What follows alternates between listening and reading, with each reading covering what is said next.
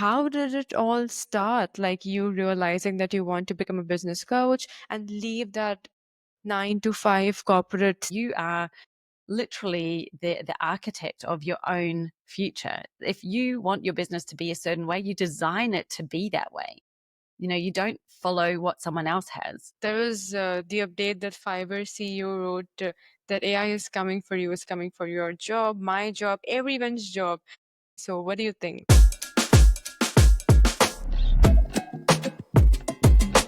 So, as we always talk about that ideas, expressions, and the way you want to work something always happens when you have that sense of clarity, precision, and you decide that you want to build something with yourself and make a mark or make a dent on the universe.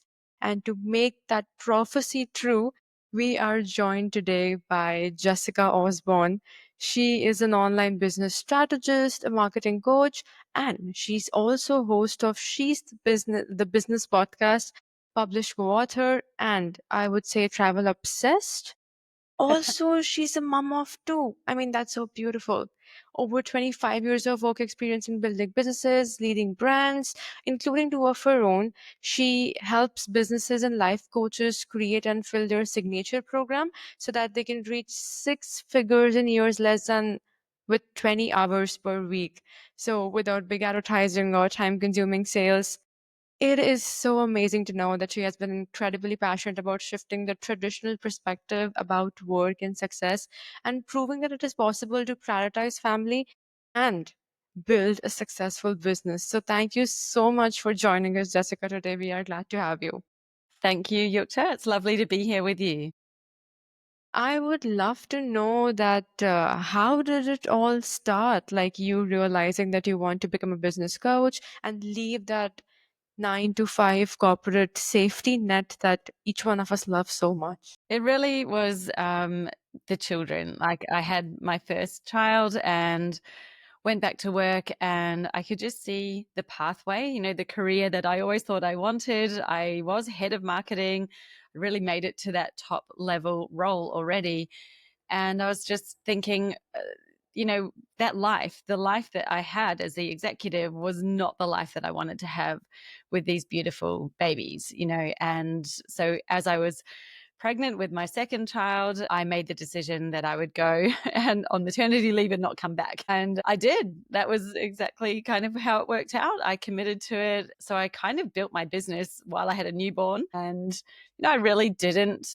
My whole premise, as I said, and you beautifully described before, was business doesn't have to mean it takes over your life until you get there, until you get to be successful. Like I firmly believe that it is about having the life that you want, having choice, having that freedom to choose how you want to spend your life, how you want to spend your day, whether you want to work 8 hours a day or if you just want to work 4, will create the business that supports you to live that life. Everybody has a different view on what lights them up and what makes things amazing. I love what I do. I love helping business owners, but I also really love the time that I get with my kids. And we know that it's not going to last. These are precious moments, precious years. They're not here anytime we want them. Like they are growing up so quickly. So, it's my choice to do it at my speed and in working the amount of hours that I want to work so that I can look back and have no regrets about missing out on time that you can never get back again. I really believe in living for today. I can so resonate with you. The other day, my mom and I were having a discussion, and she's like, you two have grown so fast. Sometimes I look back, I'm like, I spent so much of my time working, and then even though I think I spent some time with you, but then you've grown so fast. I'm like, we can't change the past, but we can improve on the present. And That's since right. that's the gift that we have, work towards that. Yeah, exactly. You are where you are today and you can change today and tomorrow, but we just have to release the past. I think it's we are where we are. So be where your feet are, but move forward the direction you actually want to be in. Absolutely. And to understand it better, since you actually, during your pregnancy and spending time with your kids, you realize that, okay, you would love to stay with home and build your business, being at home, spending time and balancing everything. What gave you that clarity of whom would you actually want to serve? Good question. I had spent already 20 years working in marketing. I also already had a business that I'd started back in 2010. I started my first online business, and that one was not a passion project. It was something that I saw a hole in the market. So I did the classic, what a lot of people do. They think you find a hole in the market, you find a need, and then you create a business. I literally just created a little part time job for myself. It wasn't something that I absolutely loved. Like, there were parts of it I loved because I always loved building a brand and bringing it to life and, all of the marketing side, but I did not love what it was. And I knew starting this business, I wasn't going to make that same mistake again. And when I was on maternity leave, I would be in the shower and I'd literally be writing blogs in my head about things to do with branding and how you actually create authority, how you step out and be different. All of this stuff was just going through my head without me even needing to, because I was not at work. I was on maternity leave. And I realized that that was because I had a real passion for it and I wanted to use that, and so it just made sense to me when I put all the things together. I'd already led teams. I've mentored so many people through their career in marketing. I knew that I could mentor business owners. It was no different to mentoring people who I'd managed in my team and within the businesses. So I just kind of put the two things together and decided that's what I would do and never looked back, really. It's always That's meant to be. impressive. Because so many people I've seen, they are just not able to experiment, or even if they experiment, they feel that it is not working out, and then they pivot, and then they've pivoted so many times. Sometimes they do not make a move because of the analysis paralysis.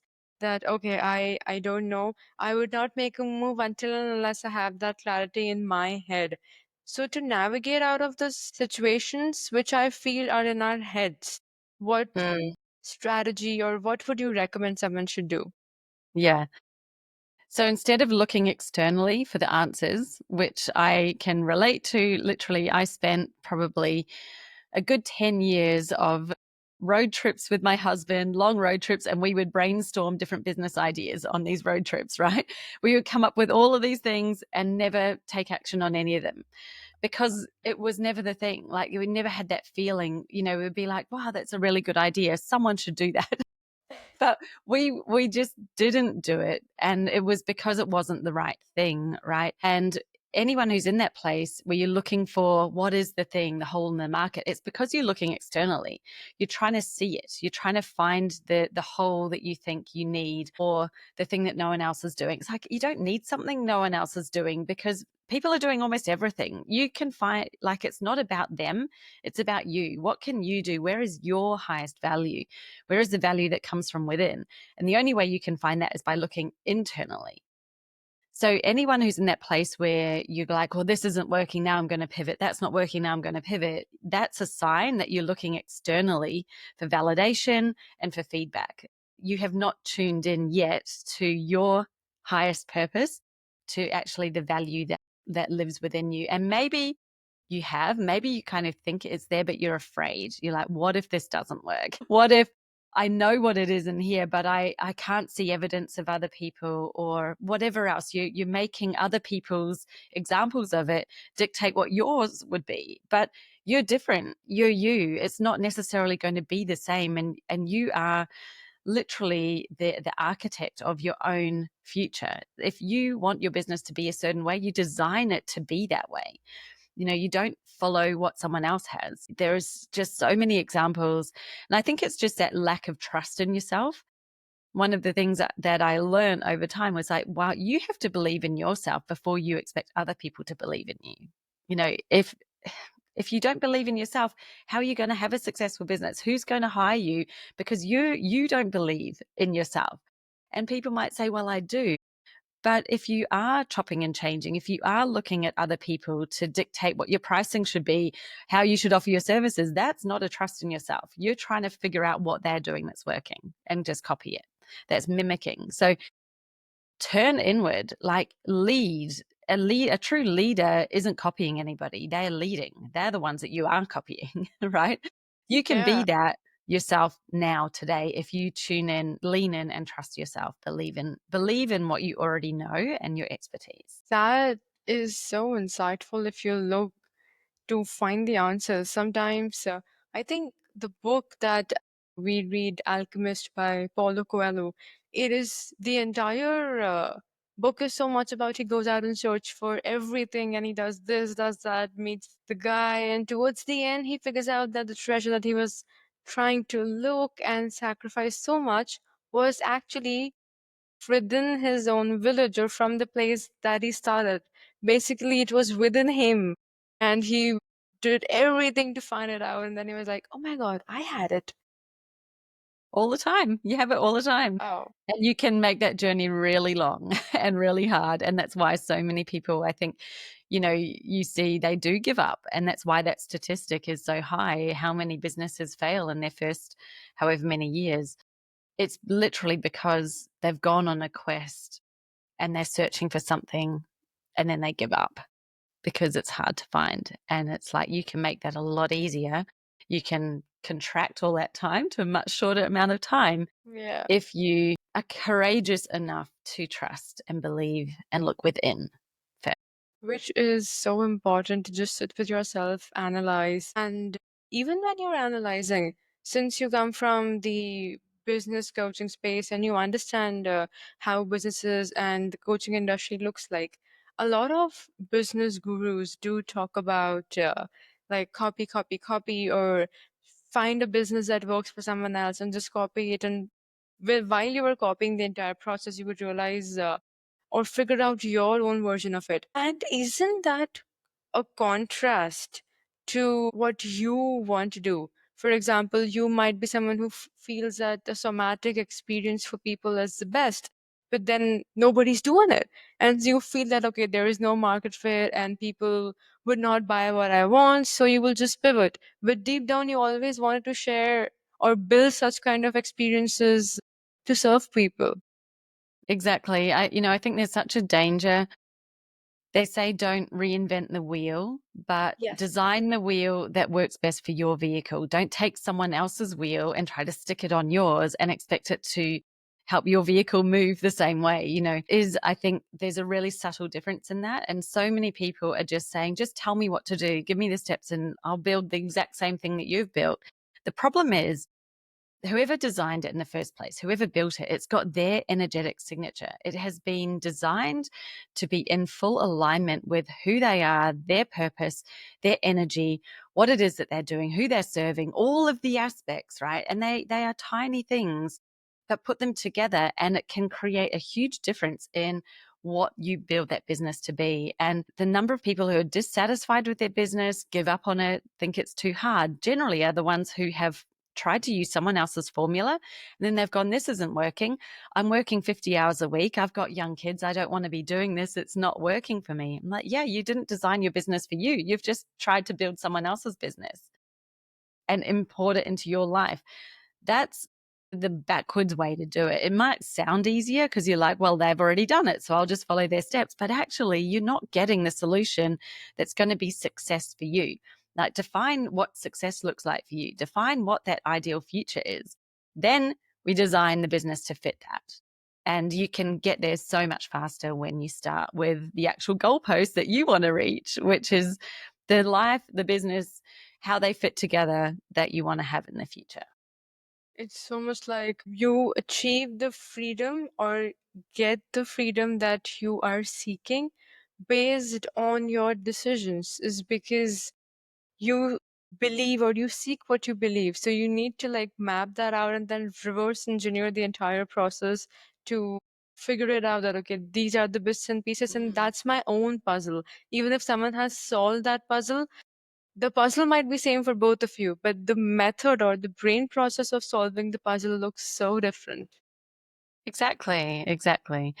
And, when you create it yourself, I'm not saying you've got to figure everything out from scratch and never learn from anybody. Always be learning, right? But it's like you become the scientist So you create, this is what I want to achieve. This is my hypothesis. Now I'm going to build or do the things that I think will get me there. And instead of being in your emotion about it, or, completely just following something that already existed, because that's going to get you to whatever outcome that was, Yeah. you become the scientist. So you put the things in place, you look at the data, you see, is this working? And often the data will tell you a different story than what your feelings are telling you. Sometimes you might just need more volume. It's like, it is working. You just don't have enough people in there. So, you know, like, there can be things that people will just turn away from and pivot so quickly, and they didn't realize that they already had built something that had worked. It's because they're just That's the looking at the data the point. other way.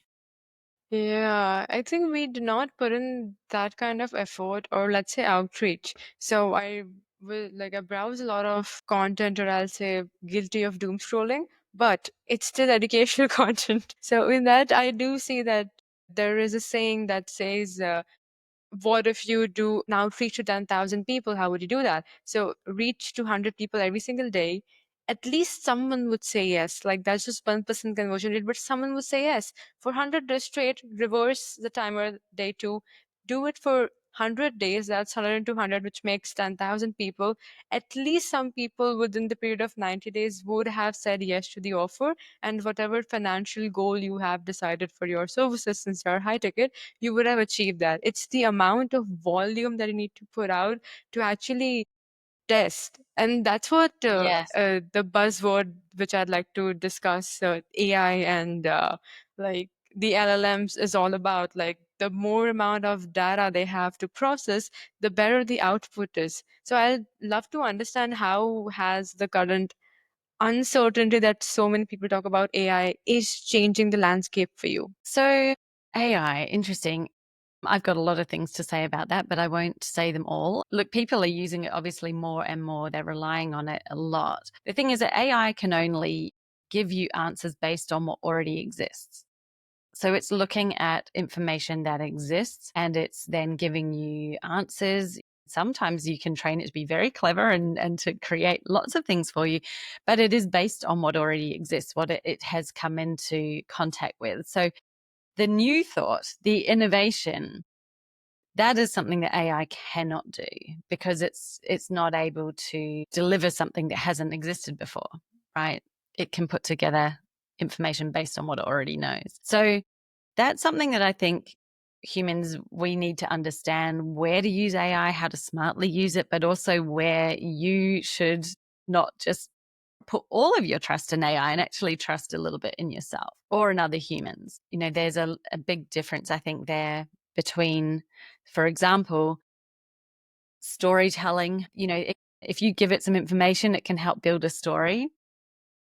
But there's going to be elements that it doesn't know. It doesn't know how you felt unless you tell it how you felt. It doesn't know, the things through the senses, the smells. So it's not going to inject things into your story that can make it amazing. So I think that when we see more and more AI being used, there's an average that almost everyone can achieve, this average level, right?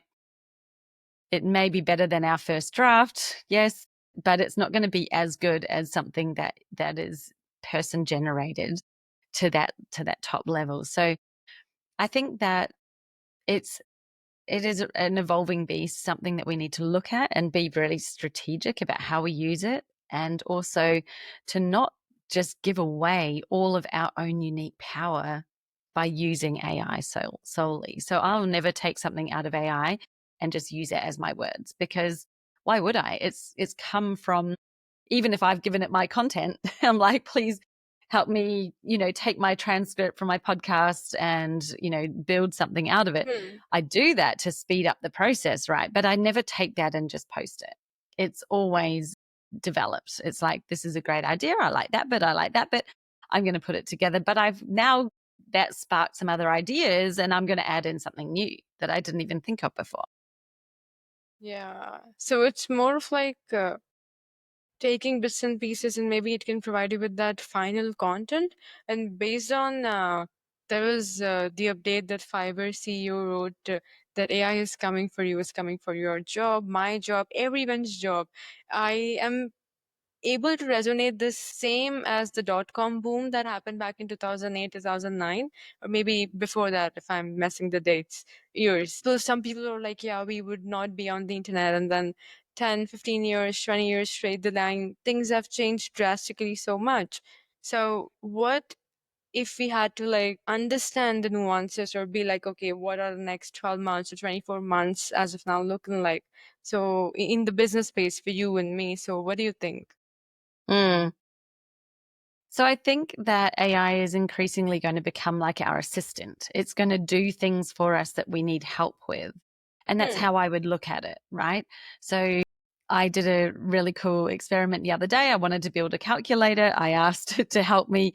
I was like, this is what I want the calculator to do. Here are the inputs. Here's the outputs. Can you write it for me and code it? And it literally gave me the code that I could then take and put into a web page. Hmm. Brilliant, right? Because now that just sped that up. It did it in about, that maybe I spent 3 minutes and I've like created a calculator that may have taken an hour or 2 hours or something like that before, or needed some different software. So there are a lot of benefits, I think, and look at it like your assistant. Instead of thinking it's going to take over my job, think, how can I use it to actually become more useful for my clients? What can I do that's going to help them more? Maybe I can even build something in AI that then they can use. So I'm now a provider of an AI solution as opposed to being threatened by it or being in competition with it. Absolutely. It's so much the thought process of collaborative efforts. So even if we collaborate with AI instead of competing with it, is because we used to think we can compete with computers. I mean, of course, there would be like 1% people who can compute everything, math and physics into their heads, but computer doesn't replace you.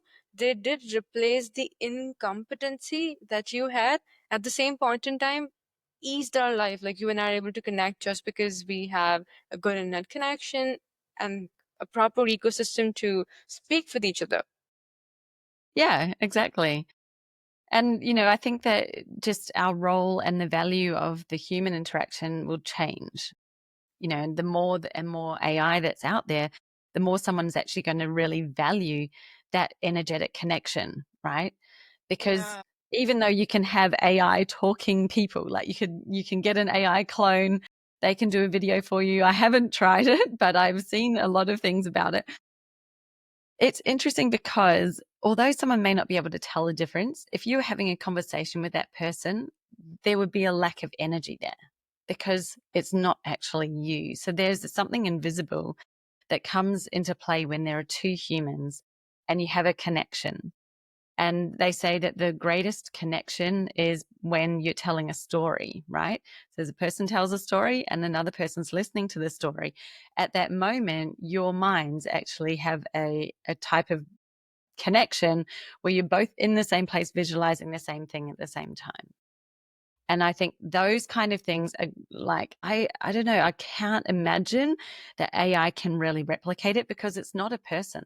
You don't have an energetic vibration that you're meeting AI at. It is a computer. Yes. It's so much about the frequency that two humans or a group of Mm-hmm. Homo sapiens, as long as we're on the planet, would share and it cannot replace. And also to understand, since you've tapped into the connection, the storytelling, what is one experience or one story that changed your entire perspective about yourself or life?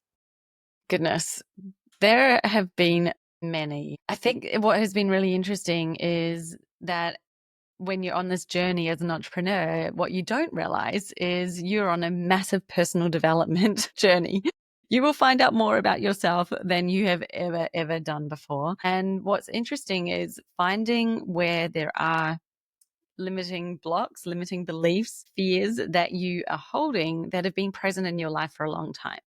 And so Hmm. going back in your life and knowing or finding them. And the way that you find one is you think you look for memories that are very, very vibrant for you still. Like literally, you can close your eyes and you can be there in it, seeing it, feeling it. You've got an emotion.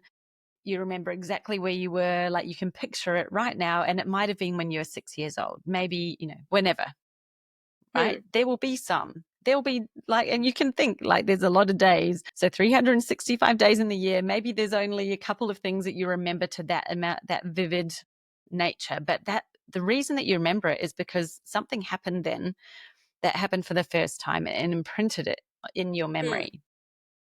So whether it was like, for example, I had an experience where I stood up in front of the class and gave a speech and nobody laughed. And I thought it was going to be funny and it was not funny. And forevermore, I thought, I can't speak. I'm a terrible speaker.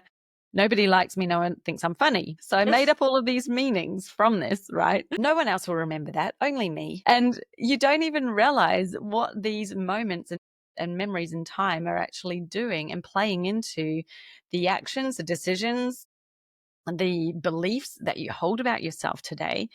And when you start to uncover them, you can understand why you might be stuck in analysis paralysis, what it is about it. Like, I'm afraid of failing. Why are you afraid of failing?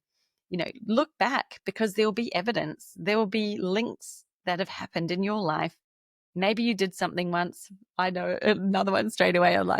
I would run the 100-meter race at school in the athletics day and I'd come last or second last. And I hated it. And I wouldn't tell my parents that I'd come last because I didn't want them to think that I wasn't any good at something. And so there are these memories. You'll find them. And that's when you decided that you could not fail, or that it was bad to fail, or whatever it was. And so there's a fear attached to it that then you're holding with you today.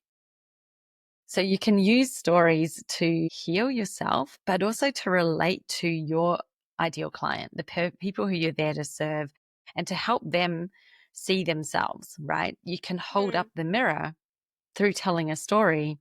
And it's not because you want to tell a story about you. It's actually you're telling the story so they can see themselves. So they are like, oh, I've just realized what I have done. I've just realized that I have this, or that something happened to me. That is the power of it. It is in what they see when you're telling the story. Yeah, it's so much about the little tenets in your story that you need to sit with yourself and analyze it. Okay, I am behaving this way is because something like this happened in the past. That's the data that my body or my subconscious is processing right now. Because of that, this is the reaction that I will have. And I will keep on having it until unless I sit with myself and realize that, okay, this is wrong. I need to change it. Mm-hmm. Yeah. And whether you need to go back in time, give your 5 or 6-year-old self some different information, make a different meaning out of what happened so that you can actually move forward and really put that to bed, then it'll continue to show up and it will just be like a trigger. We all talk about triggers. Really, that means that there's a reaction that's happening that was caused by something a long time ago. It's old programming, and we just need to go back and change it. Yeah, that's healing the inner child as well as you have touched the point of spirituality somewhere in this as well, if Yes, I've I've got done the a right lot of, word. I think when you are an entrepreneur, there is a merging of your business and you and your life. So it's almost impossible to give someone business strategy without helping them as on a personal level work through some of the things that are really holding them back from doing what they want to do. Hmm. So they need to come in tandem and together. So I love to move between the two. Like, let's talk strategy, let's talk business, and what's the right offer. Let's design it so that it's the right thing for your audience, for your ideal client, and it's going to work for you. Then we're going to look at what's stopping you from doing it. Why aren't we there now? Why don't you want to put that price on it? Let's look at the things that are, firing up some sort of fear that everyone has. Look, we all have them. Everybody has fears. They just can be different. I think this also brings me to this quote which says, when you are working with a client and you're developing strategies for them, give them what they want and offer them what they need. Or I think offer them with what they want, and while you're Tell working them with what they them, want, give them what they need. yes, yes, yes, you got it right. Yeah. Yes, that is your principle of marketing, it's not because you want to sell them something that isn't what they need. It is what they need, but it's about meeting them where they are. So often when you're a coach or a consultant, you're an expert in what you do. Your client is not the expert. So where a lot of coaches come unstuck in their marketing is that they actually are talking to someone as a coach. They're talking about the cause of the problem. So they're going, well, this is why you're having that problem. And they're talking over here about the cause. The person is not aware of the cause. They are just aware of the symptoms of what's going Hmm. on right now. And they're like, I just need to solve this problem. Right. So the challenge for the coach in particular, it's why I love to work with coaches, because I'm like, they're just so gifted. They're just talking about the wrong thing to the wrong to that person. Instead of talking to them and saying, hey, I'm going to solve that cause that's causing the thing, you just talk to them about solving the problem, the symptoms of what they're in. Hmm. And yes, you're going to give them the things that remove that initial cause, of course, but that's not what you're selling them, because they don't care about that. They just care about where they're at, the problem that they're in. So there is there's a difference in what you're focusing on, what you're talking about, and what where you're sitting. That helps you connect with them. If you're not talking to them where they're at, there's a disconnect going on. So if you're talking about something that that's really deep, they Hmm. may not actually be in that place where they're fully aware of it. They may not believe it. They definitely don't have a connection there, or they would already know that that's what they're doing. Yeah. It's so important to meet someone from the point, like meet them at where they are at that particular point, and then take Mm. them on that journey with you, because you're already at that level. All you want is for them to match the same level as you were at. So from that point, then you can work on solving the exact problem statement that you've promised to solve it for them. Yes, exactly. Yeah. Which And also would they, like, I remember Tony Robbins explained this really well, because he said, if you're trying to connect something that they don't know with another thing they don't know, so it's like the cause of their problem, they don't know it, or they would have already solved it, right? So that's one thing they don't know. And then the solution over here is another thing they don't know. And you're up there talking about that. They just have no clue, really. They might be understanding your words, but they're not getting it. Whereas when you take what they do know, as in the problem that they're in, the symptoms that they're experiencing right now, they know that very well because they're in it. And you connect that with the solution. Now they can go where they're with you, because you've connected something that they know with something that they don't know. So there's like an ability for them to travel with you to the outcome. yeah, I think that's so important. And I think you've touched on a very important part as to you have to identify that they are drowning somewhere, identify that spot, and then show them the island. That, hi, this is the island that we have to go. So buckle up, save your breaths. We are going to go to that island and be on land. But for that, we need to identify that this is a spot which is so deep for them that they are drowning now so much Mm. in it. And they need to know that this is the best way. So, a lot of people think, well, they should just believe me because I'm the expert, that this is the way. But the thing is that that person's thinking, well, there's multiple ways that I could go. I could swim, I could maybe make a raft, I could whatever. Like, there are probably less options available if you're literally in the ocean, but there are, they will still come up with different scenarios that they think, I'm going to wave down a boat. And you say, well, actually, I have the best way. And that's if we do whatever it is. I'm here now. I've got this life raft. So we're going to grab it and we're going to swim there. That they still will need to have those other options or alternatives to feel like they're really not the best options. Yeah, they are still options, but they're not your best option. So Yeah. that's really a lot of what you're doing as well. And I think it's something most people miss, because as an expert, as someone who's knowledgeable, a lot of people tend to expect someone just to believe them because you have that expertise and authority. Hmm. But your clients, unfortunately, even though they might think, yes, you're very knowledgeable and you know your stuff, they might be like, oh, but I've heard someone else talk about something different. What about that thing that so and so is doing over there? Like they will be still looking at alternatives. They're not 100% on board until you've spoken to them on that level and helped to remove the alternatives. That is one of the highlighted things of the conversation I'd like to tell anyone who listens to this that yes, you need to identify and then iterate and keep on iterating the entire process. To this, I would love to know any case study or one or two experiences of you helping your ideal client solve a problem in their life and how was the transformation for them, like what state they were in and how was it when you worked with them?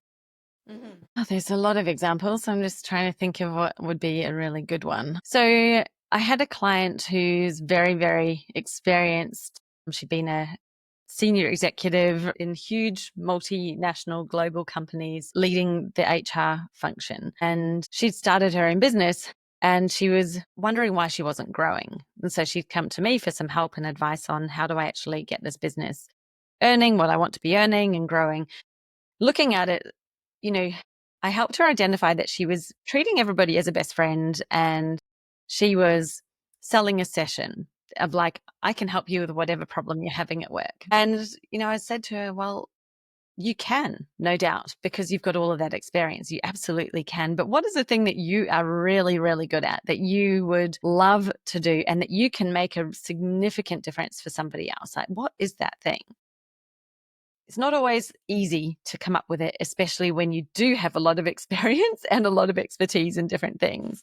And she came up with one and we talked it through because I was like, I think this is something that you're passionate about right now because of some other personal circumstances, but it may not be your long-term thing. And Hmm. anyway, we landed on the real thing that she was like, yes, she can visualize it. She was really in the place. She knew she could do it. She'd done it for years. And she created we'll call it her signature offer, her signature program. It was a Wow. one-to-one offering that she created that was instantly per client, her revenue went up by 462% straight away. So she went from earning 10K months to 25K minimum, was working less and had a pipeline of people. And she was no longer sort of just trying to say, hey, come and have a consultation with me and I'll help solve whatever problem you have. She's like, she had a specific problem. It was for people, women who were middle managers. They wanted to be leaders. They wanted to get into the leadership team. Let's create your pathway to get there. And she created this really great program to help them sort of step in and find their leadership ability and to get there. That was it. It was actually that simple. But the transformational change for her was amazing, right? That happened from start to finish within 3 months. Like, God. and that was actually without doing any what we would call formal marketing. Like she hadn't gone out, she changed the stuff on her website, that was it. So she was doing no advertising, no campaigns, no social media. She had that result without any of the stuff that people think that you need. I am amazed, like so much in awe. And it's like absolutely like a K jump per month. People struggle to do 10K months as well. Like, how do I do that? So Yeah. that is an interesting story. And I'd love to know, like, if you have, like, you would have worked with people, those who are starting from zero, and how were their transformation months looking like? Like, do you think 90 days is enough for anyone who's starting at zero and they want to go to 10K per month with, so, like, any case that you would like to share or any insights that you have on this? Yes. So look, when you're starting at zero, it is very much about you. It is about your speed at which you do something and implement. So there are no real set guidelines as to how long it should take you. But I think a lot of people expect results a lot faster Hmm. than what is actually normal. So you might see somebody on Instagram that says, oh, I just started and boom, I've blown up to this. Yeah. that may not have been their first business. They're just telling you part of the story, the bit that really serves them, right? Often you might find, oh, this is their fifth business and they kind of already know a whole lot of stuff. They know how to do it and they know how to talk to people. They've already learnt so much before. So I think take all of that with a real pinch of salt. Don't judge yourself on time. And when people are starting out, I do say the fastest way to get to significant revenue is to focus on just one to one. So many people want to focus on a course or a membership because they've kind of been sold that the vision of passive income and you create it once and you sell it to lots of people. That's Yeah. wonderful when you have a big audience, but it takes time to build a big audience. Like you start somewhere. We all grow at different speeds and there's a lot that goes into it, but it is much, much faster to get to a place where somebody will pay you one to one. You can get some runs on the board. You can test your process, your model, the everything that you're doing. And then when you've got that solid foundation, when you've already got the revenue and the profit, because it is the Hmm. most profitable way to work as well. When you've got that and you're like, now I want to have world domination. Now I want to expand and serve a giant community. Then you on ramp onto that scalable place. And it's so much easier to do that from a place of already having proof.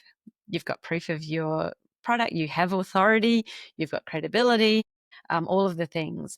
So I think, really my advice to someone starting out is give yourself time. Like, don't come into it with desperation and don't think, I've got to make this work within 3 months or, I've got to get back to the job. I'm like, keep your job. Start when you have money so that you're not in a desperation place, so that you're not literally thinking, I have to.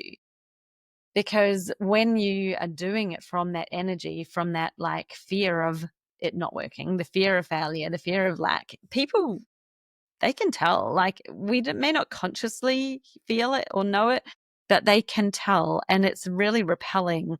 Whereas when somebody's in a place where they're putting something out because they want to, they care, you're testing, you're bringing on a client from a place of wanting to serve, that also can be felt. And when you're not desperate, it actually makes you more attractive. The same in business as it is in relationships, right? Like the person who's the desperate person in a relationship often just repels everybody because they're like, oh, they're really needy. There's too much desperation there. It's the same in business.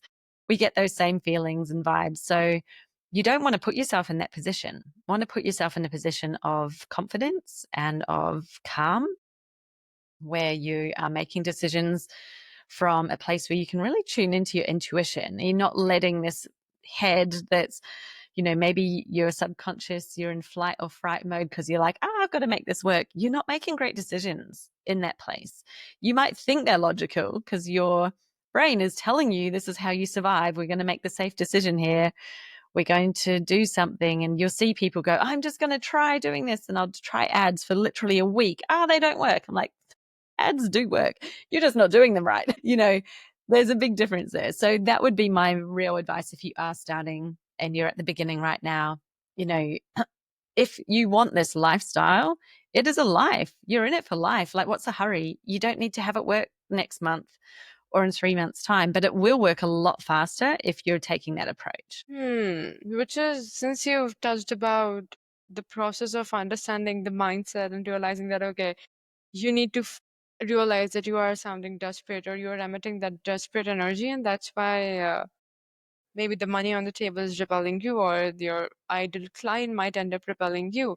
So, how do you rewire, or how do I exactly put myself into that position wherein instead of chasing money or chasing fame or chasing influence or followers or whatever, I am attracting all of it in abundance?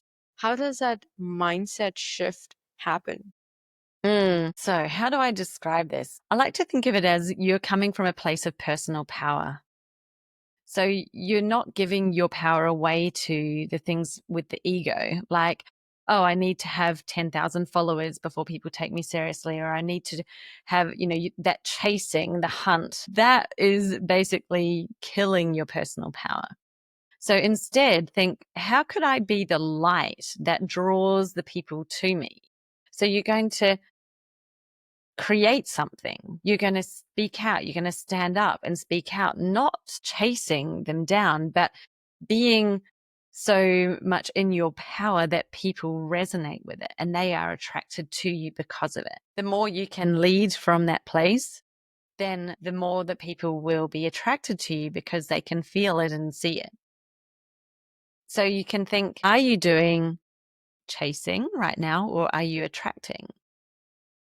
Are you creating something in order to attract people, or are you going out and like hunting them down? The different things that you do. And even in what you're creating, are you creating something that is going to, that's done in that right intent? It's all with the intent that you have with it that sets the tone for what it is that you're doing.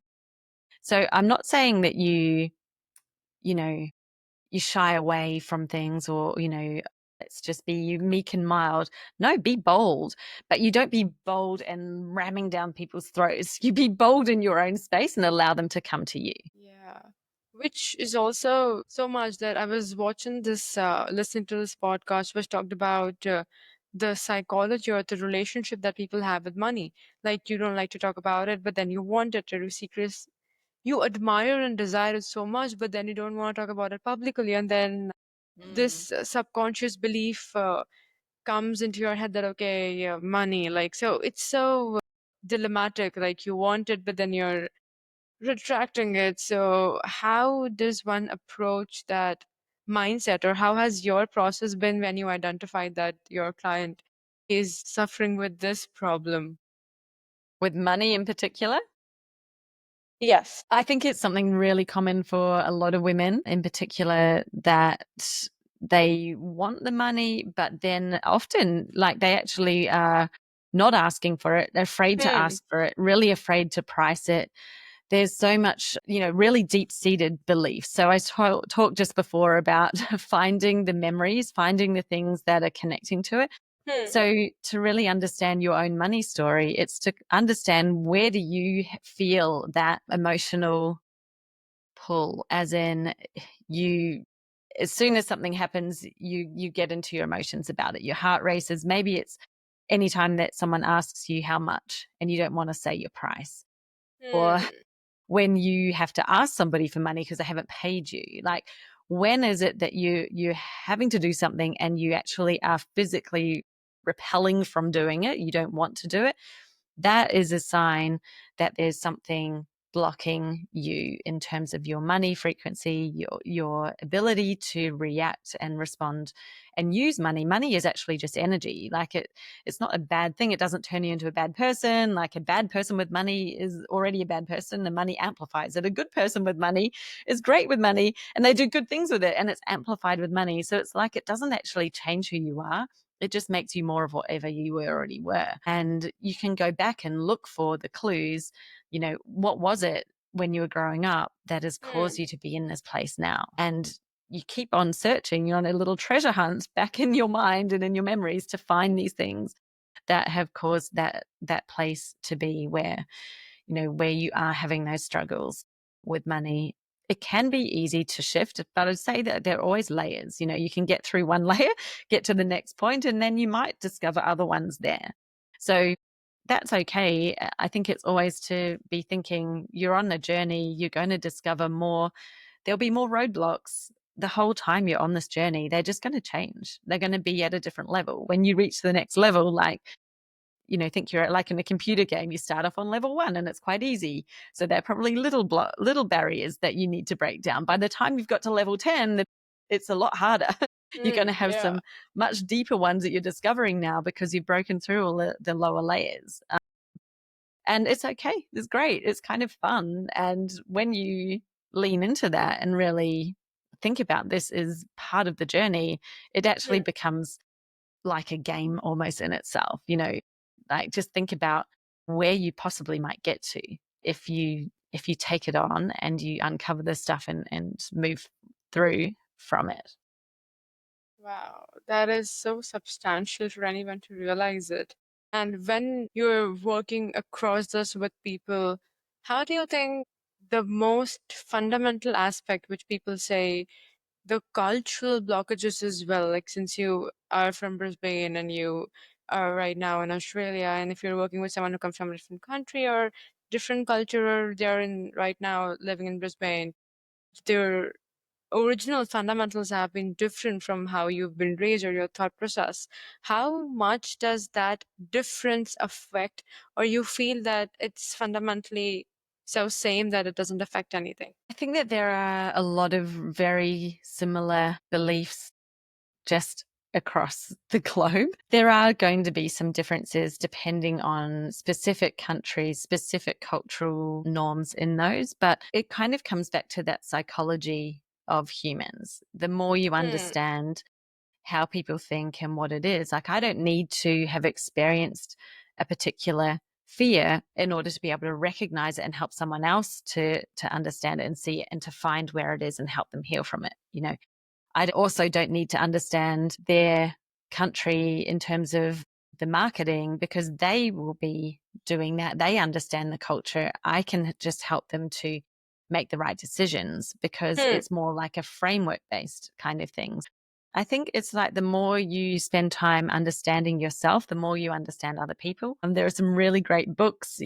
I think some of the best ones that have been around for a long time. One of my favorites, and I think every kid who goes through school should learn this as a teenager, it would help them so much better, is How to Win Friends and Influence People by Dale Carnegie. I highly recommend that.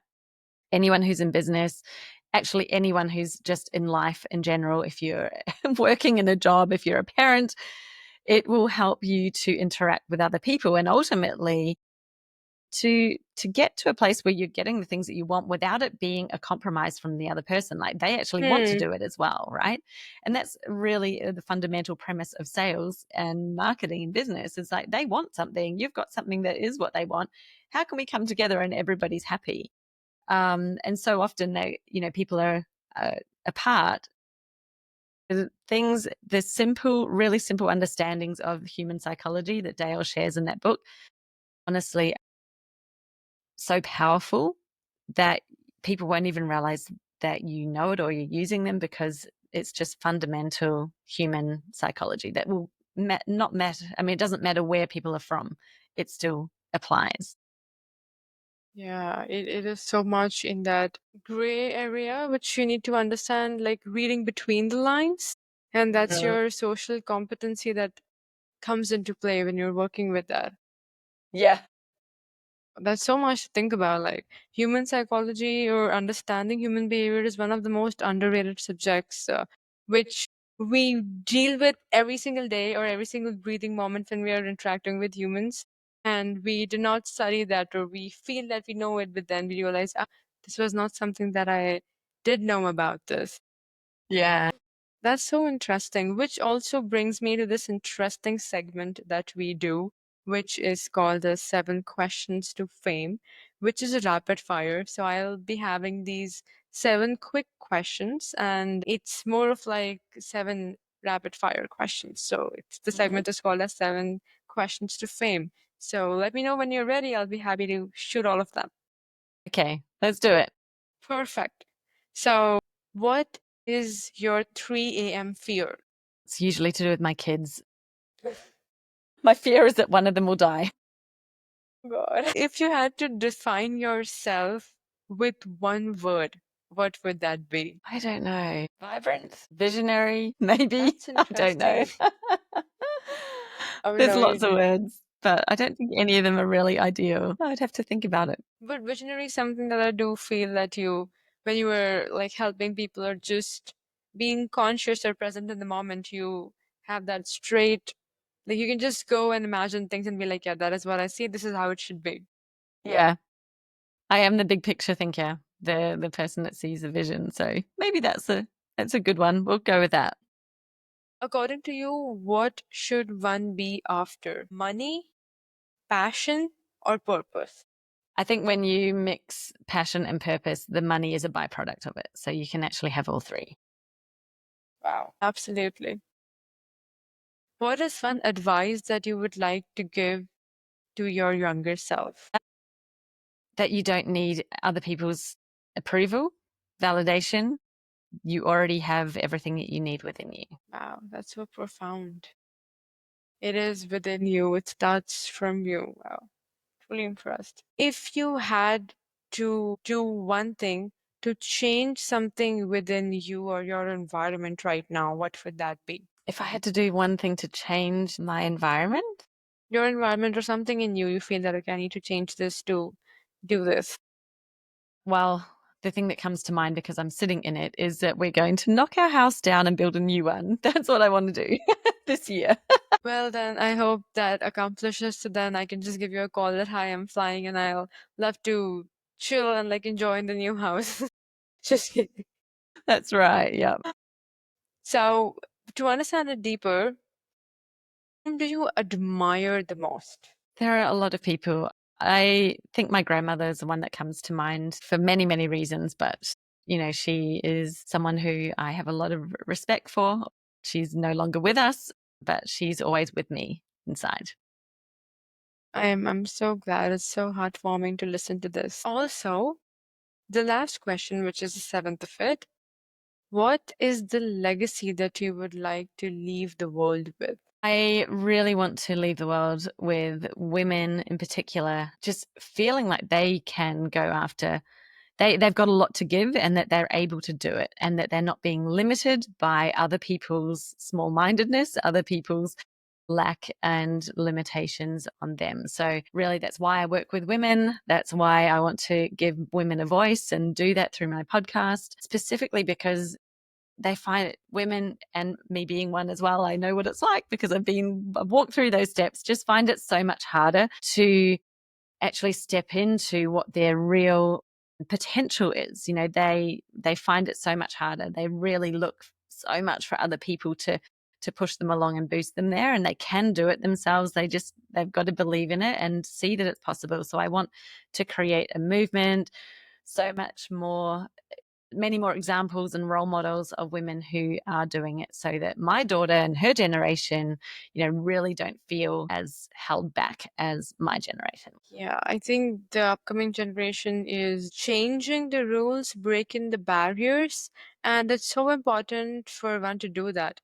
And there would still be people who would face the similar struggles that their parents did or maybe their grandparents did. And it's so much on them to like, do you want to break those chains and break free or do something, or you want to stay in the same place where you started with? Yeah, yeah, exactly. I mean, that is one of the key takeaways from this conversation for me, which also brings me to one interesting section that we do is called 90 seconds of teach me something. So if I give you 90 seconds to teach something to me, how would that look like? Okay, I'm going to teach you how to find your expert zone 90 seconds. That it may take you longer than 90 seconds, I'll just teach you how to do it. Okay. So, first, you need to find what it is that you have expertise in that is also aligned with something that you really care about. If you had to do this every day for the rest of your life, would you love it? And if the answer is no, that's not the thing. So, find that thing that you have skills in that maybe you even think is too easy, that you think is something you probably are surprised other people find it hard or that they can't do. That's a clue for you to lean into and something that you could talk about. You would talk other people's ears off. If you're talking about it, you've always got something to say. Hmm. Next, you're going to find the person that you most want to work with. This is not just the person that would need that. It's the person that fits the best with you. That is your who. And that means everything in terms of their personality, their commitment, their ability to pay you, how they want to work. What is it about them that makes them the right fit for you? Because the right client is always the one who there's a connection there. There's a connection in personalities. You need to go far beyond the surface level to find what that is. Hmm. And the third one is, what is it that's unique about you? How do you get them to where it is that they want to go in the way that is doesn't have you don't have to be the only one, but what is your way? Like, what is your way to get them there? So it's not about the skill that you have. It's about how you're applying it, how you're actually helping them to get to the goal that they want. And there you have what I would call your expert zone. That is a place where you can stand out in the market. Amazing.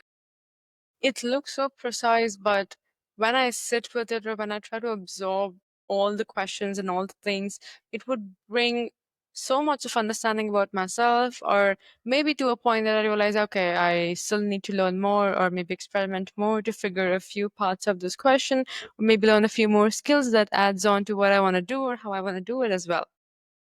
Yeah. That's It is the start of your whole strategy. It's what you need to know in order to have a business that's successful. So I think anyone who now wants to find your export zone, this is the exact roadmap that they can follow, and that's where they are at. Within some time, they would know how they want to do something, whom do they want to serve, and what do they exactly have to offer. And then you can refine the offer, do everything that you want, but this is the exact roadmap to come to that point. That's right. Yeah.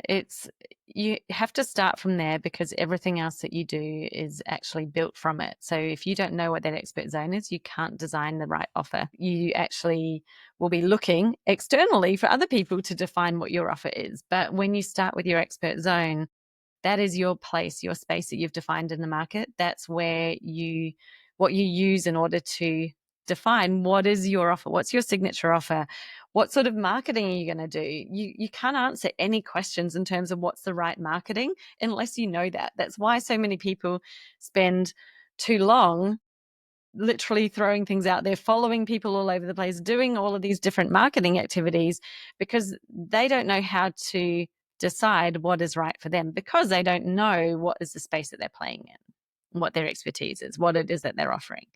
So when you don't know those, you're left guessing, and guessing means a lot of wasted time, a lot of wasted money, a lot of wasted effort with little return. So you need to start there. It's so important. Most people skip over it far too quickly. So I know I taught it in 90 seconds, but you don't decide on it in 90 seconds. I think take the time to actually do it properly. And I have some resources on my website that people can use as well that would help with some of those things. That's beautiful. If anyone wants to reach out to you and get in touch with you to like know what you do and like if you could help them out with the current problems that they've been facing, how can they connect with you? What are the mediums that they can follow? I'd love for you to share all of that. Absolutely. I have a website. That's my name, jessicaosborne.com. But I do hang out on social media. You can, because I've been doing this for quite a while, I am on all of them. I don't always recommend to my clients that you have something everywhere because it takes a lot to manage, a lot of time. But you can find me on Facebook, Instagram, LinkedIn. I'm on Threads as well, which is, I think, where we might have met originally. So you can connect with me on any of those platforms, and I'd love to hear from you. That's perfect. Thank you so much, Jessica, for sharing the information. And thank you so much for being with us.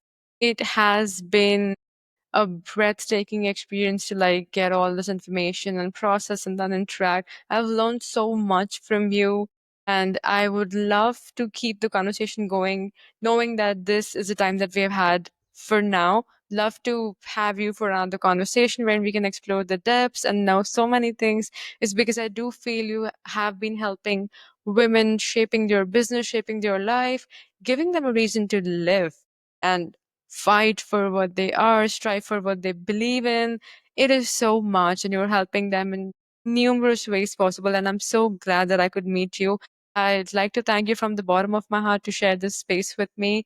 And I'm just grateful that we could have this podcast recorded and learn so much. Thank you. It's been so much fun. Loved hanging out and chatting as always. So, yeah, thank you so much for hosting me. It's been really great. Pleasure to be here. Thank you.